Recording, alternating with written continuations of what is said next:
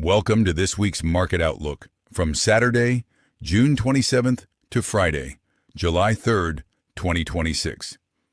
Let's begin with the S&P 500. For those who have not watched my long-term S&P analysis, here is the bigger picture. The main question is not where to buy the S&P.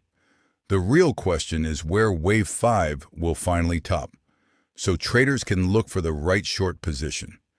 Earlier, traders used a Fibonacci retracement level to estimate the potential top of Wave 5.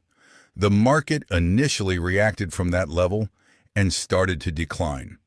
But then price recovered and broke above it. That suggests Wave 5 may be extending higher. Now the 1.272 Fibonacci extension has become the key area. That is where price is trading now, and it explains why the market has been moving sideways around this zone for almost 40 days. Some traders are already looking to short from current levels. Others believe price may continue higher toward the 1.618 extension, near 8,200. Keep that bigger picture in mind. From a time perspective, Wave 3 lasted around 480 days. If Wave 5 takes a similar amount of time, the time target comes near August 3rd, 2026. That means July can still remain bullish.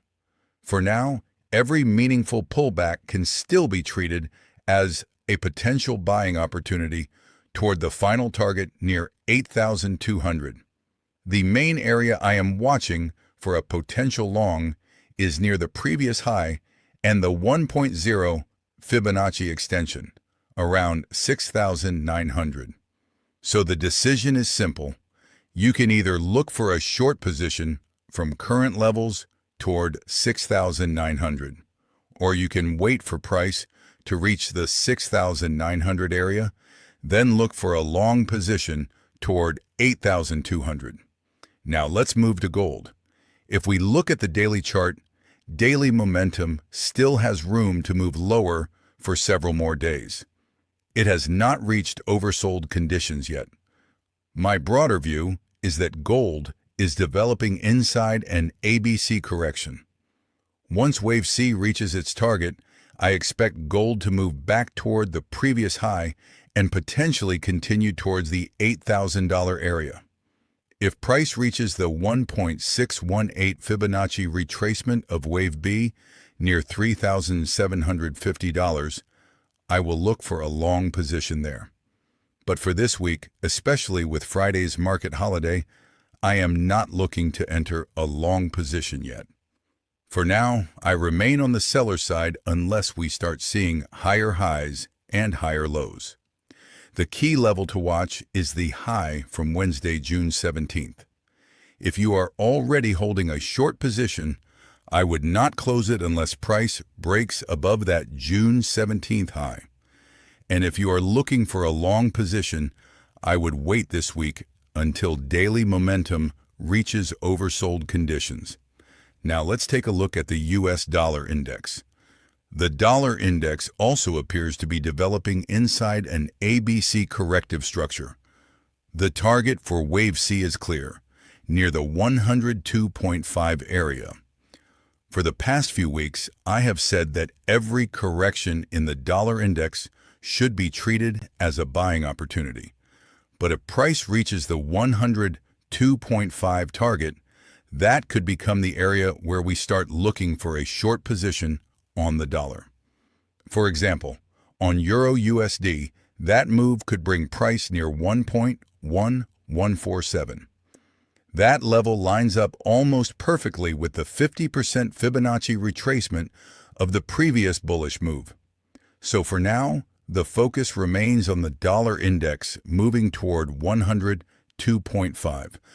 Once price reaches that area, we can start looking for a potential reversal and a short dollar setup. Now let's move to the crypto market. As you know, I mainly use the USDT dominance chart to analyze the broader crypto market. The target for this current move in USDT dominance is near 10.30. That level is the 1.618 Fibonacci retracement. My broader view has not changed. I still believe Bitcoin remains bearish into October. However, that does not mean we should ignore a potential temporary bullish move. If Bitcoin reaches the $46,000 to $53,000 area, I will look for a long position. The plan would be to hold that position through July, with a potential target near $80,000. But from now, keep one important thing in mind. Any rally we see during July would most likely be a corrective move, not the beginning of a new long-term bullish trend. My larger view is still that Bitcoin could eventually move toward the $20,000 to $30,000 zone. But that does not mean we should miss the temporary bullish leg before that larger move develops. For now, I do not expect that long setup to appear this week.